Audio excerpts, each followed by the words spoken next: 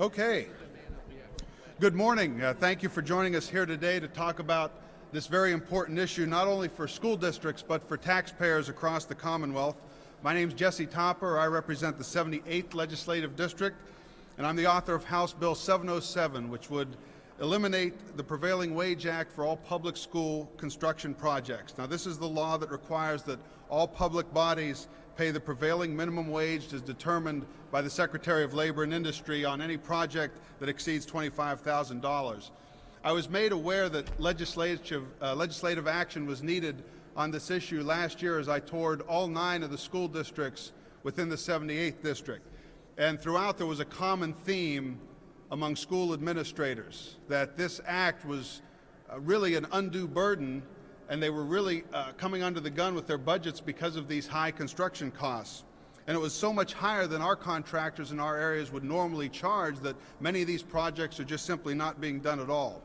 Now, funding for our school districts across the state, along with school property taxes, are among the most important issues that we're discussing in Harrisburg right now. I certainly applaud the governor and members from both sides of the aisle for placing an emphasis on putting money back into our classrooms, and that's really what this bill will do. Due to this outdated law, we're putting an undue strain on our school districts and taxpayers across the state, and this bill would help schools save money on construction, but it would also give them the ability to put that money back to work inside of our classrooms and improving educational programs or cutting property taxes for residents. I believe, and I think my colleagues behind me believe, that digging back into the checkbooks of our taxpayers should be a last resort. Instead, we need to be looking at ways that we can be better stewards of the tax dollars that we currently have. Now, you might ask how much could be saved by making this one small change. According to the State Department of Education, Pennsylvania school districts spent more than $7 billion on construction projects between 2000 and 2010. A 2001 study by the Journal of Education and Finance found that districts are paying, and we believe this is a conservative estimate, an additional 17% in labor costs due to the Prevailing Wage Act. Now, it's time to take that money to put it back into the hands of those tasked with educating our state's children, and that's why I've authored this bill and offered it, and it will be going before the House Education Committee. And with that in mind, it's my honor to introduce the committee's chairman, Representative Stan Saylor. Mr. Chairman. Thank you. I want to thank Representative Topper for introduction of the bill as we move forward. You know, I come from the building industry. Before I came here, I had a plastering company, and before that, I worked for a number of construction companies. The thing that I think you have to put this in perspective is sometimes I hear it's a union issue. This isn't about unions or non-unions.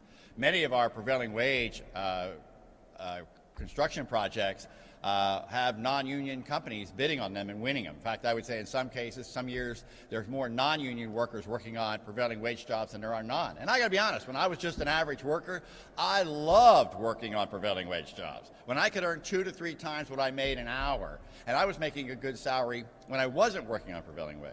But think about it.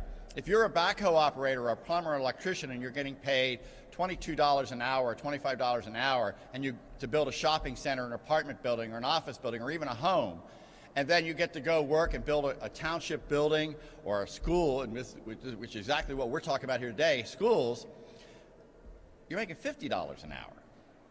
It just makes no sense for taxpayers. And the bottom line is, we really believe that you can save anywhere from 15% to 25% on school building projects. If you're replacing a roof on a school, you may save as much as 25%. If you're building an entire high school, you may only save 15% because of the cost of materials.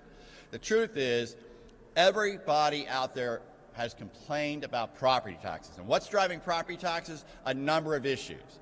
Some people talk about school funding, some people talk about prevailing wage, and everywhere I go, superintendents, school board members, taxpayers talk about prevailing wage. Look, this isn't against workers, this isn't against anybody. This is about doing the right thing, paying the wage that people should be paid, whether they're operating a backhoe or they're putting in electrical lines or heating and air conditioning systems. This issue has been around Pennsylvania for a long time, but more importantly, I've seen it in my home school district of Red Line. When we are a growing school district, and particularly for growing school districts, this is a major issue. We were limited in what we could do in construction because we had maxed out. because of the growth that we had experienced in Red Line School District, we could not build the way we wanted to build because between prevailing wage and the fact that we were remodeling and adding on and building so many new buildings, we had maxed out. Had prevailing wage not been in place, we would have been able to do a better system of putting our education system and buildings at Red Line School District in a far better perspective.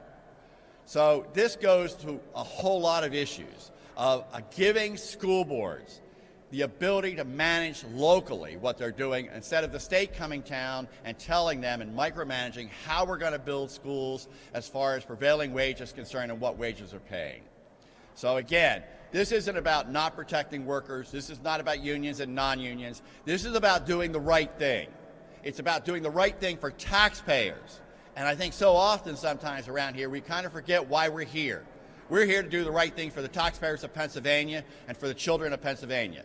If we want more money in education, we've got to deal with it in all issues, not just school funding, but also on prevailing wage and many, many other issues that come forward. I thank Representative Topper for his involvement and his leadership on this issue, and I look forward to working with it and getting it out of the Education Committee. Thank you, Representative Topper. Thank you, Mr. Chairman. One of our colleagues who is very familiar with this issue, as well as a lot of other mandates that come from the state level, Representative Kristen Phillips Hill, and I'm going to ask her to come down and offer a few remarks as well, as a former school director. It is really a great pleasure to be here and to join Representative Topper and Chairman Saylor in introducing this measure to remove the costly burden of the prevailing wage on school construction projects. As you know, I'm Kristen Phillips Hill. I represent the 93rd District, and that's in southern York County. And before I was elected to the House, I was a school board director. I was, and I continue to be, passionate about providing our children a high-quality education in a fiscally responsible manner. The reality is that school districts in Pennsylvania have a spending problem, and that spending problem has been created in part here in Harrisburg. The prevailing wage mandate is a large part of that problem. We have a responsibility to our students and to our taxpayers to fix the root causes of this spending problem. And now we have a great opportunity to fix this problem by supporting and enacting Representative Topper's bill. This is really the kind of reform that we need. As it has been stated, the Prevailing Wage Act imposes one of the most costly mandates on our school districts, and school districts are required to pay a wage on their construction and renovation projects that's not reflective of the actual wage rate in the local community. And that inflates the cost of construction projects. So really, what does that mean? What it means in my district is that taxpayers in the Southeastern School District are paying an additional $1.2 million on elementary school renovations. Southwestern School District, whose business manager's here and he can talk to you in depth about their issues, are paying over $40,000 more for a roofing project. You know, this is just a few small examples of how this mandate siphons millions of taxpayer dollars out of the classroom. You know, in fact, as Representative Topper stated, this mandate has cost school districts over $7 billion over the last decade. That's $700 million a year that we've not put into the classroom to educate our children. The reality is compliance with this mandate forces school districts to spend precious taxpayer resources on something that has absolutely no correlation or impact on the quality of the education that our children receive. All across Pennsylvania right now, in 500 school districts, there are school board members and superintendents who are diligently working to put together their district's budgets. And they're making really difficult decisions. They're looking at escalating pension payments, rising interest rates on debts, and more mandates coming out of Harrisburg. That taking of valuable resources out of our classroom, again, has absolutely no impact on the quality of the education our children receive. The other impact is that school districts are often deferring or eliminating necessary projects. When I sat in that boardroom and I had to make these budget decisions, we put a bullseye on the wall. And in the center of that bullseye the target was our student. And there were concentric circles that went around. Anything that really impacted the education of that child was close into that center bullseye. Anything that doesn't impact them directly would be on the outer circles. You know, the reality is that prevailing wage was on that far outer circle. There is no correlation between providing high-quality education to our students in a classroom and paying this extra fee. Please give our school boards the tools that they need to effectively and efficiently manage our taxpayer resources and provide our kids with a high-quality education. I'm really hoping that the Senate and our governor will join us. The acting secretary, Pedro Rivera, when he testified before the House Appropriations Committee, talked about mandates and how they're driving school district spending. Let's rescind this mandate. Let's empower our local school districts to provide quality education to our children at a reasonable cost to our taxpayers. Thank you very much.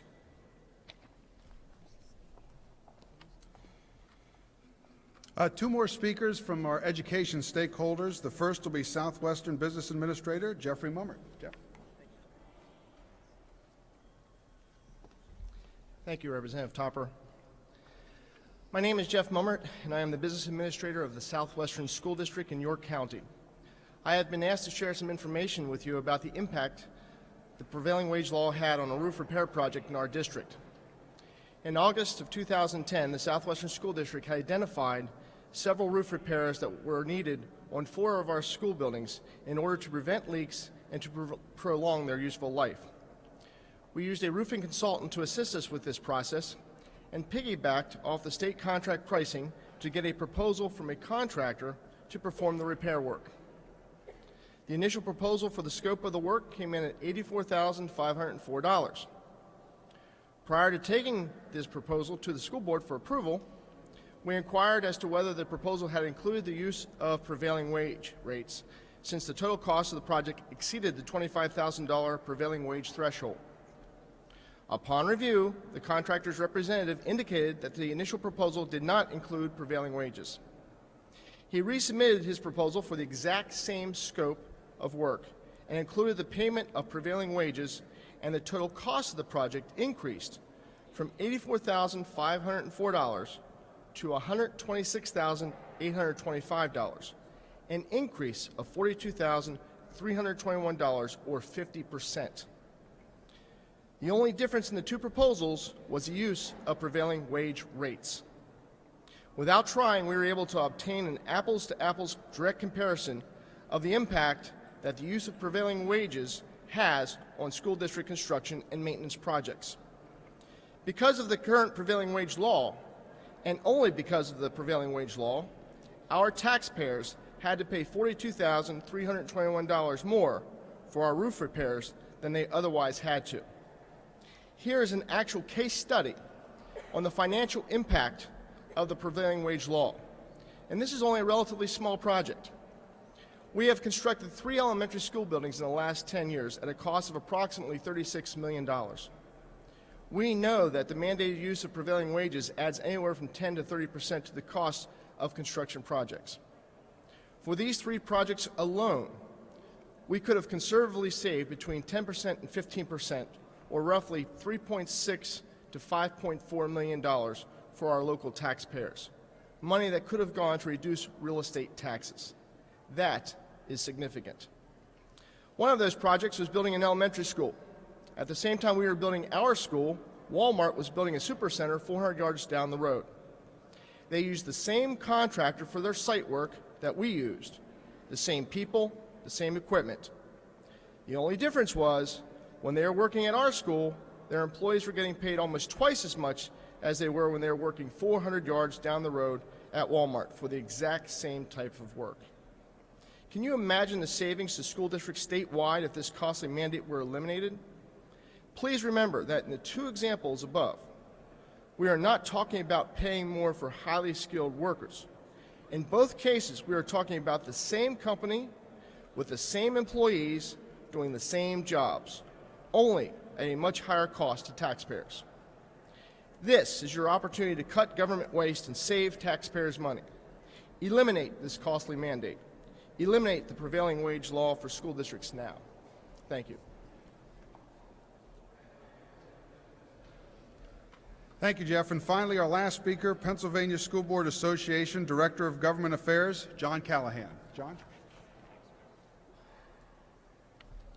Well, first off, it's a pleasure to be here. I'm John Callahan. I'm the Senior Director of Government Affairs with the Pennsylvania School Board Association. We're really representing elected local control for many of almost all the school districts in Pennsylvania. And quite frankly, when it comes down to the people that we represent and the people we care about students, we care about the schools themselves and the entity and how it functions, and ultimately also the taxpayers that elect us. We've heard a lot of facts today about how prevailing wage impacts projects across the state. I won't go deep into them, but I want to say one point here. There are about 300 public school construction projects right now that are awaiting state reimbursement from the plan-con item, and that's about $1.7 billion in the pipeline. Imagine, I guess, you've already seen some of the facts on past projects, how that would impact those projects and those costs. Eliminating the prevailing wage mandate would save school districts significant dollars. One of the things I like to also say is a penny saved is a penny earned, and in this case, a penny earned for the kids and students in schools. And that's how we feel as school board members. We are very responsible. We care deeply about how we spend the dollars, how we spend taxpayer dollars, and that's what it comes down to, is making sure that ultimately it gets to the kids. If we spend it on prevailing wage, we're taking that away from the taxpayers, and we're also taking it away from the students ultimately. And that is where we come in to play. House Bill 707 is an effort to relieve school districts of this costly mandate, and we deeply appreciate the efforts of Representative Topper. Thank you very much, and the members that are behind us, and Chairman Saylor. So thank you.